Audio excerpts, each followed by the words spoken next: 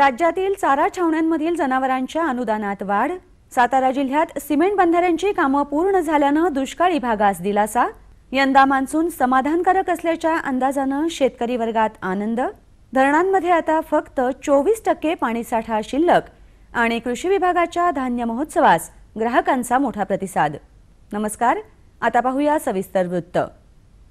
चारा छावण्यांमधील जनावरांच्या अनुदानात राज्य सरकारने वाढ केली आहे। मोठ्या जनावरांसाठी 75 रुपये तर लहान जनावरांसाठी 35 रुपये अनुदान देण्यात येणार आहे। त्याची अंमलबजावणी 1 मे पासून करण्यात येणार आहे। मदत आणि पुनर्वसन मंत्री डॉक्टर पतंगराव कदम यांनी नुकतीच ही माहिती दिली। मंत्री गटाच्या उपसमितीच्या बैठकीनंतर डॉक्टर कदम बोलत होते।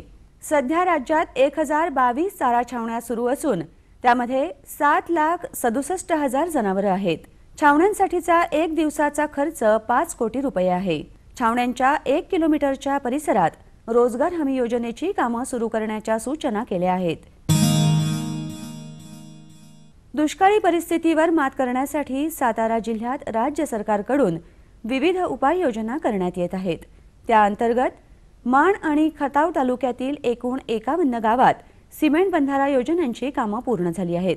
खटावमध्ये 30 तर माणमध्ये 21 गावात बंधाऱ्यांची कामे करण्यात आली। या कामांमुळे परिसरातील सुमारे 4000 विहिरींना फायदा होणार आहे। सातारा जिल्ह्याचे पालकमंत्री रामराजे नाईक निंबाळकर यांनी यासंबंधी अधिक माहिती दिली। जिल्ह्यामध्ये उन्हाळी हंगामात कारखाने बंद झाल्यामुळे चारा टंचाईला गृहीत धरून वैरणीचा कार्यक्रम जो आपण राबवलेला आहे त्याच्यात सुमारे नाही म्हटलं तरी 1,41,000 टन एवढा चारा हा जुलै अखेरपर्यंत पोचता होणार आहे। त्यामुळे गुरांच्या छावण्या ज्या झालेल्या आहेत त्यांना कुठे चारा कमी पडेल असं काही वाटत नाहीये। देशभरातील शेतकरी वर्गासाठी आनंदाची बातमी म्हणजे यंदा मान्सून समाधानकारक बरसणार असल्याचा अंदाज केंद्र सरकारने व्यक्त केलाय। यंदा मान्सून सरासरी 98% राहील असा अंदाज केंद्र सरकारच्या विज्ञान आणि तंत्रज्ञान खात्याचे मंत्री एस जयपाल रेड्डी यांनी व्यक्त केलाय। राज्यनिहाय मान्सूनचे प्रमाण कसं राहील याचा अंदाज जून मध्ये जाहीर करण्यात येणार आहे।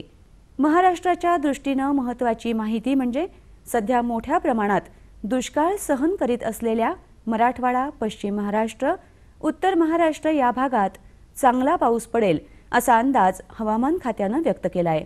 सध्या वाढत्या उन्हासोबत दुष्काळाची काहिली सहन करीत असलेल्या शेतकरी वर्गाला आणि सर्वसामान्य नागरिकांना या सुखद वृत्ताने दिलासा मिळालाय।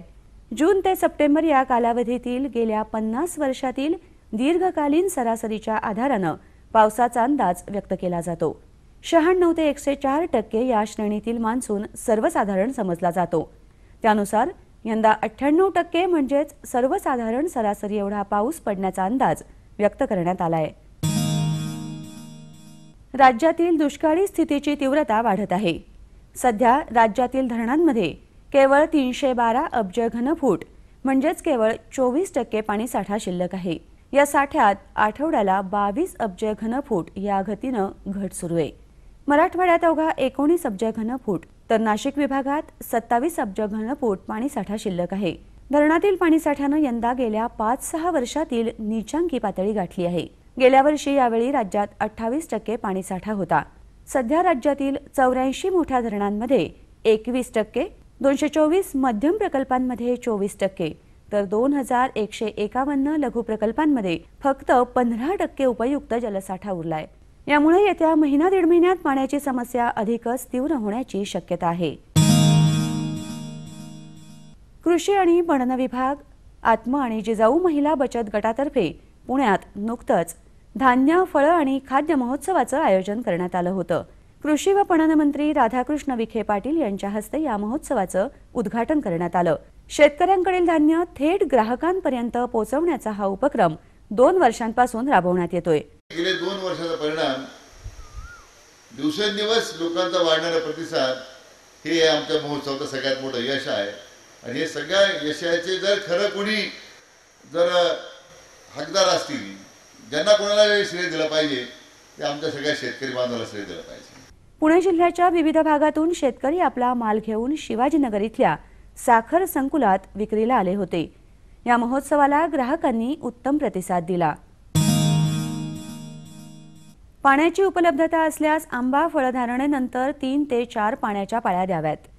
बागेत सध्या झाडांना मध्यम आकाराची फळं तयार झाली आहेत. त्यावर तुरळक प्रमाणात तुडतुड्यांचा आणि फुलकिडींचा प्रादुर्भाव आढळून आला आहे.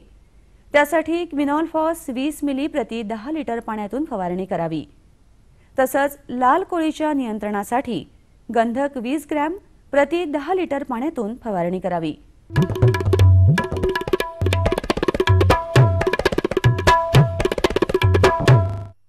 आता बघूया कोल्हापूर कृषी उत्पन्न बाजार समितीचे काही बाजारभाव प्रति क्विंटलचे.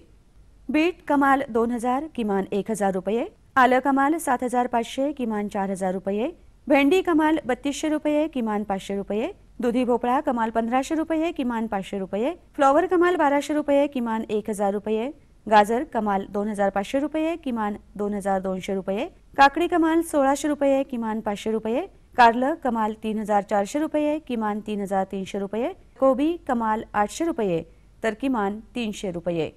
कृषी बाजारभाव विषयक अधिक माहितीसाठी www.agmarknet.nic.in किंवा www.msamb.com या संकेतस्थळाला भेट द्या.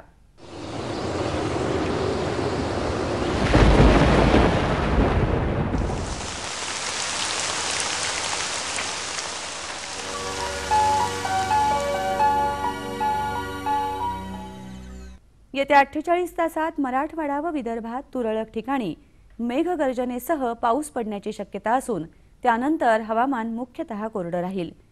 कोकण व मध्य महाराष्ट्रात हवामान मुख्यतः कोरडं राहील. राज्यातील काही प्रमुख शहरांचं तापमान अंश सेल्सिअसमध्ये पुढील प्रमाणे: मुंबई कमाल 34 अंश सेल्सिअस किमान 24 अंश सेल्सिअस, पुणे कमाल 40 अंश सेल्सिअस किमान 26 अंश सेल्सिअस, नागपूर कमाल 46 किमान 31, नाशिक कमाल 41 किमान 27, औरंगाबाद कमाल 42 किमान 29, कोल्हापूर कमाल 41 किमान 21, सांगली कमाल 40 किमान 27, सातारा कमाल 41 किमान 23 आणि सोलापूर कमाल 41 अंश सेल्सिअस तर किमान 30 अंश सेल्सिअस राहण्याची शक्यता आहे. हवामान विषयक अधिक माहितीसाठी भारतीय हवामान विभागाच्या www.imd.gov.in या संकेतस्थळाला भेट द्या. या होत्या आजच्या कृषी वार्ता. पुन्हा भेटू पुढील भागात. तोपर्यंत नमस्कार.